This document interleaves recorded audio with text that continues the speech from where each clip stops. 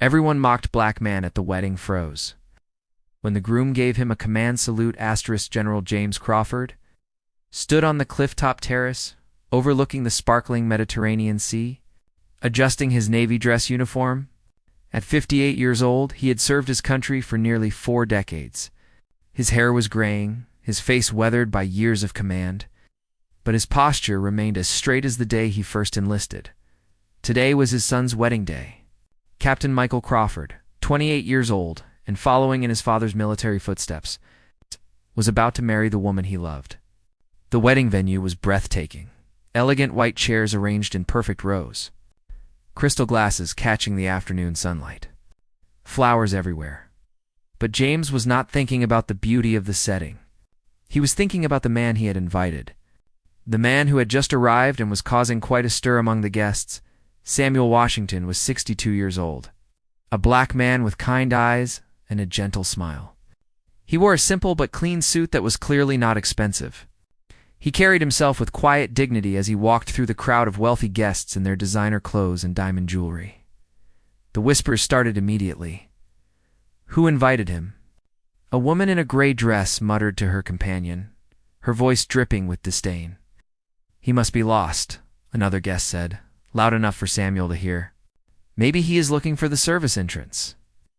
A young man in an expensive tuxedo actually laughed and said to his friends, "Did someone order entertainment?" A server who got confused about the dress code. Samuel heard every word.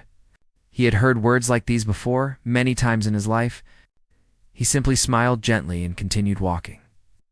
Looking for a place to sit? The groom's mother, Patricia Crawford, rushed over. She was in her mid-50s, wearing an elegant beige dress with pearls. Her face showed confusion and something that looked uncomfortably close to embarrassment. "Excuse me?" she said to Samuel, her voice strained. "I think there might be some confusion. This is a private wedding. Family and close friends only." "I was invited, ma'am," Samuel said quietly, pulling a worn invitation from his jacket pocket. "By General Crawford himself." Patricia's face went pale. She looked around at the other guests who were staring, some with open hostility, others with curiosity.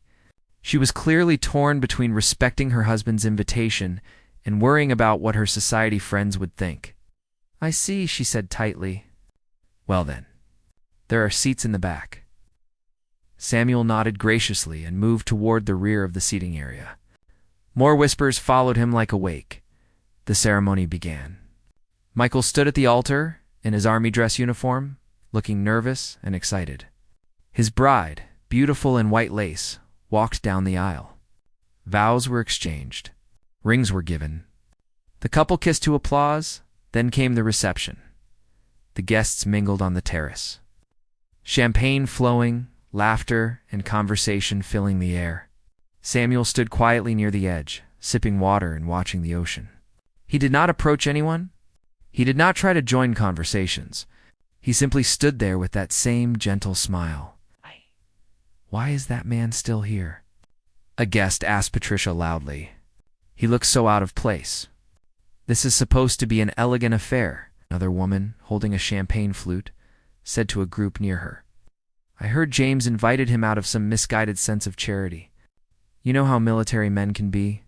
They get these ideas about equality and service," a wealthy businessman laughed. "Well, he has served his purpose. Someone should quietly ask him to leave before the formal dinner. We do not want him in the wedding photos." The cruelty of it hung in the air like poison, and Samuel heard every word. But he did not leave. He had promised General Crawford he would stay. Then the moment came that changed everything.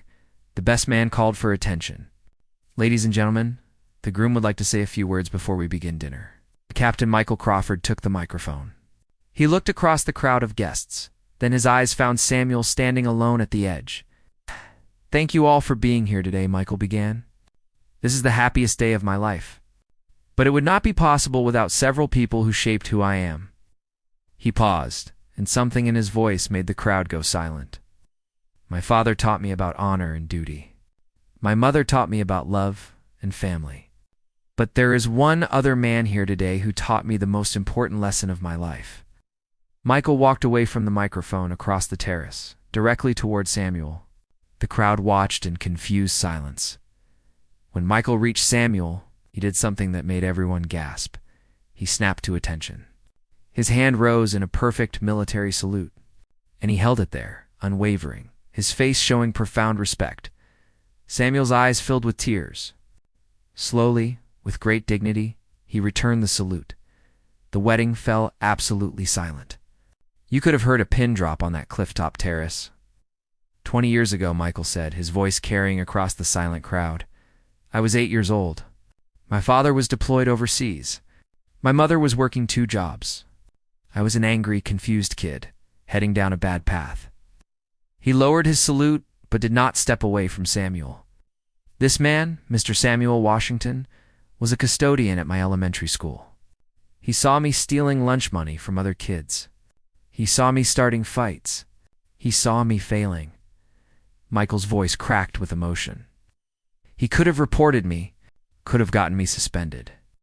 Instead, he did something different.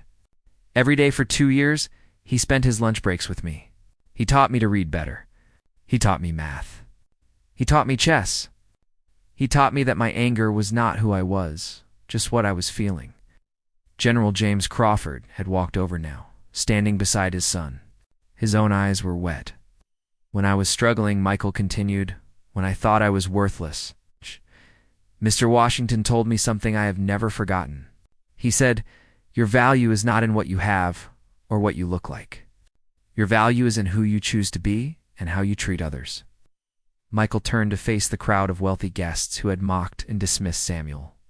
This man worked as a custodian for 40 years. He never made much money, never wore expensive clothes, never got recognition or awards, but he changed my life. He is the reason I joined the military, the reason I learned discipline and honor, the reason I am standing here today as a captain and a husband. Oh, the shame on the guests' faces was palpable now. When I sent out my wedding invitations, Michael said, the first one went to Mr. Washington, because he is not just a guest at my wedding. He is the man who saved my life when I was a lost child. He is a hero who never wore a uniform or got a medal, but served every single day by caring about kids nobody else cared about. General Crawford spoke now, his deep voice filled with emotion. I was overseas serving my country, he said. I could not be there for my son when he needed me most. Mr. Washington stepped in. Not for money, not for recognition, but because he saw a child who needed help and he gave it freely. Patricia Crawford was crying now, her hand over her mouth. The shame on her face was clear. I invited Mr. Washington today, General Crawford continued, because I wanted everyone here to see what real service looks like. Real sacrifice. Real character. While I was getting medals and promotions, this man was doing the most important work in the world, saving children one lunch break at a time. The general turned to Samuel and saluted him.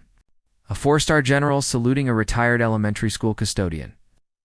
You saved my son, sir, the general said. You gave our family hope. And you never asked for anything in return. Samuel wiped his tears. When he spoke, his voice was quiet but steady. I never needed anything in return, he said. Watching Michael grow into a good man was payment enough. Seeing him in that uniform, serving his country with honor, that is worth more than any money or recognition. He looked at the crowd of ashamed guests. I have been judged my whole life by the color of my skin and the work I did, Samuel said gently. But I learned long ago that how people treat you says everything about them and nothing about you. My value never came from what others thought. It came from knowing I tried every day to make a difference. Michael embraced Samuel. And the old man held the young captain like he had held him 20 years ago when he was a frightened, angry child. The wedding guests stood in stunned silence. Some were crying. Others looked at the ground in shame. The wealthy woman who had called Samuel charity case was sobbing. The businessman who had suggested removing him from the photos left the reception entirely. Patricia Crawford approached Samuel with tears streaming down her face. I am so sorry, she whispered. I was worried about what people would think. I forgot what actually matters. Thank you for saving my son. Thank you for being there when we could not be. Samuel took her hand gently. "You have a wonderful son, Mrs. Crawford. You should be very proud." The rest of the reception was transformed. Guests who had mocked Samuel now approached him with genuine apologies. They asked about his life, his work, his wisdom. They listened. They learned Samuel sat at the head table with the family, General Crawford insisted. And as the sun set over the Mediterranean, painting the sky in orange and gold, Samuel Washington was exactly where he belonged, honored, respected, and loved.